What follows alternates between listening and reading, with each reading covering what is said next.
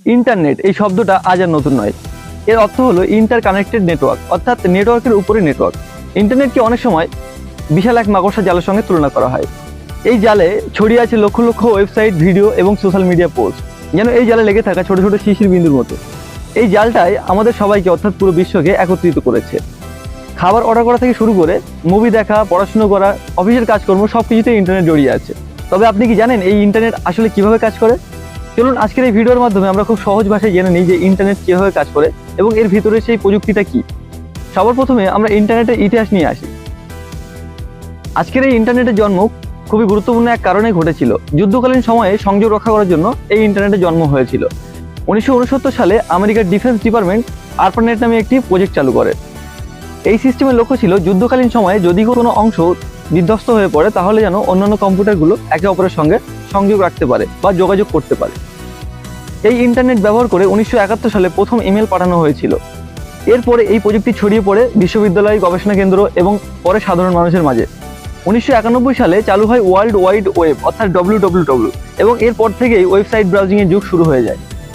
এবারে প্রশ্ন হচ্ছে, এই যে ইন্টারনেট এটি আমাদের ঘরে কিভাবে আসে? ইন্টারনেট আমাদের বাড়িতে পৌঁছায় আইএসপি অর্থাৎ ইন্টারনেট সার্ভিস প্রোভাইডারের মাধ্যমে। আইএসপি বলতে যেমন এয়ারটেল, জিও, বিএসএনএল বা বিভিন্ন সিম কোম্পানি এবং লোকাল কেবল কোম্পানি, এগুলোকে বোঝানো হচ্ছে। এই আইএসপিরা একটা ব্যাকবোন নেটওয়ার্কের সঙ্গে যুক্ত থাকে, যেটা submarine cable, optical fibre, satellite এবং মোবাইল টাওয়ারের মাধ্যমে বিশ্বের বড় বড় সার্ভারদের সঙ্গে কানেক্টেড থাকে। এবারে আসি এই যে অপটিক্যাল ফাইবার। এই অপটিক্যাল ফাইবার হলো একটি বিশেষ ধরনের কেবল যেটা কাঁচ দিয়ে তৈরি এবং এর মাধ্যমে আলোর গতি ব্যবহার করে ডেটা পাঠানো সম্ভব হয়। এই অপটিক্যাল ফাইবারের জন্য কিন্তু খুব দ্রুত এক জায়গা থেকে অন্য জায়গায়, এক মহাদেশ থেকে অন্য মহাদেশে ডেটা পাঠানো সম্ভব হয়। আপনারা চাইলে এই বিষয় নিয়ে আমি একটা সেপারেট ভিডিও বানিয়ে দিতে পারি। আচ্ছা, এরপরে আসছে টাওয়ার। টাওয়ারগুলি কি করে? রেডিও সিগন্যালের মাধ্যমে আমাদের মোবাইলের সাথে কিংবা অন্য ডিভাইসের সঙ্গে সংযোগ রক্ষা করে।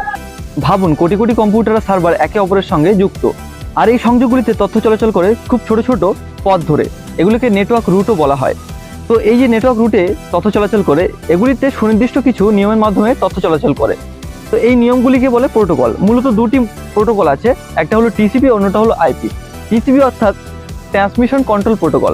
এটি একটি ডেটাকে ছোট ছোট অংশে ভাগ করে এবং এই ডেটাগুলি বিভিন্ন রুটে গিয়ে আবার আগের মতো জোড়া লেগে যায়। এরপরে আসি আইপি নিয়ে। আইপি অর্থাৎ ইন্টারনেট প্রোটোকল।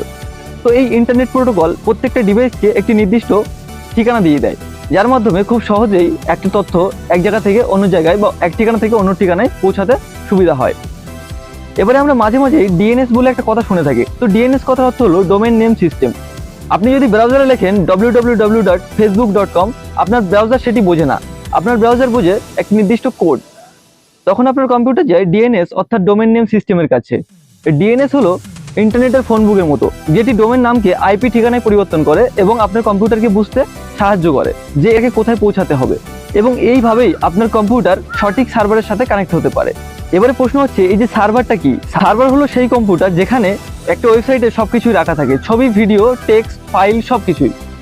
আপনি লাইব্রেরিতে গেলে লাইব্রেরিয়ান যেমন আপনাকে সঠিক বইটা এনে দেয়, সার্ভারও ঠিক সেভাবেই আপনি যখন কিছু চান তখন আপনার সেই কাঙ্ক্ষিত জিনিসটি সার্ভার আপনার কাছে এনে দেয়। এটা নিয়ে একটা আলাদা ভিডিও আগে করা আছে আমাদের চ্যানেলে, যদি আপনি ইন্টারেস্টেড থাকেন তাহলে ভিডিও ডেসক্রিপশনে লিঙ্ক পেয়ে যাবেন, সেখান থেকে আপনি দেখে নিতে পারেন। এবার আসি ব্যান্ডউইথ নিয়ে। ব্যান্ডউইথ কথার অর্থ হলো গতি নির্ধারক, অর্থাৎ যদি আপনার ব্যান্ডউইথ কম হয় তাহলে আপনার ইন্টারনেটের স্পিড স্লো হবে।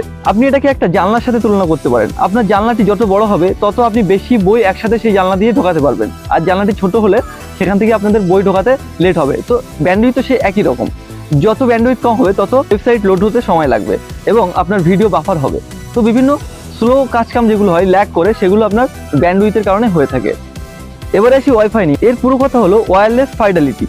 এর মাধ্যমে আপনার কম্পিউটার বা মোবাইল ফোন রাউটারের সাথে রেডিও সিগন্যালের মাধ্যমে যোগাযোগ করতে পারে। রাউটার কাজ করে ট্রাফিক পুলিশের মতো, কোন ডেটা কোন দিকে যাবে আমরা যখন রাউটারের সঙ্গে কানেক্টেড থাকি তখন সে সেটা ঠিক করে দেয়।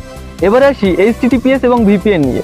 ইন্টারনেট ব্যবহার করার সময় আমাদের নিরাপত্তা অত্যন্ত জরুরি। তো এর জন্য আমরা ব্যবহার করি HTTPS অর্থাৎ hyper text transfer protocol secure. এটি আপনার ডেটাকে অর্থাৎ ওয়েবসাইটকে সিকিউর রাখে এবং ওয়েবসাইটের সমস্ত ডেটাকে সিকিউর রাখে, যাতে কোনো হ্যাকাররা আপনার ওয়েবসাইটের কোনো ডিটেলস কিংবা আপনার কোনো ডিটেলস কিংবা আপনার কার্ড ডিটেলস বিভিন্ন তথ্য চুরি করতে না পারে, সেজন্য HTTPS কে ব্যবহার করা হয়। আর VPN হলো ভার্চুয়াল প্রাইভেট নেটওয়ার্ক, অর্থাৎ আপনি যে জায়গায় এখন বর্তমান অবস্থান করছেন সেই জায়গাটা আপনি পরিবর্তন করতে পারবেন, একটা ভার্চুয়াল নেটওয়ার্ক নিতে পারবেন। এই ভিপিএনে যখন আপনি কানেক্টেড থাকেন তখন আপনার সমস্ত ডেটা একটা নির্দিষ্ট টানেলের মধ্যে দিয়ে যায় এবং এই টানেলটা এতটাই সিকিউর যে কখনো এটা হ্যাক করা সম্ভব হয় না। ইন্টারনেটের ভবিষ্যৎ আরো চমকপ্রদ। 5G অলরেডি চলছে এবং 6G সামনে আসছে। এই যে 5G 6G এগুলি আমাদেরকে আলোর গতির ইন্টারনেট এনে দিচ্ছে এবং আইওটি অর্থাৎ ইন্টারনেট অফ থিংস আমাদেরকে বলে দিতে পারে যে আমাদের ফ্রিজে কতটা জল আছে কিংবা কতটা দুধ আছে। ইন্টারনেট আমাদের জীবনকে বদলে দিয়েছে। পড়াশোনা, কেনাকাটা, ব্যাংকিং, যোগাযোগ সবকিছু এখন ইন্টারনেট নির্ভর। তবে এই ইন্টারনেট ব্যবহার করতে গেলে সাবধানতা অত্যন্ত জরুরি। হ্যাকিং, ভুল তথ্য, অ্যাডিকশন প্রভৃতি কারণে আমাদের বিভিন্ন রকম সমস্যায় পড়তে হতে পারে। তো সেজন্য অবশ্যই আমাদেরকে সচেতনভাবে এবং বুদ্ধিমত্তার সাথে ইন্টারনেটকে ইউজ করতে হবে। তো এই ছিল ইন্টারনেটের পেছনে সেই জাদুকরী প্রক্রিয়া।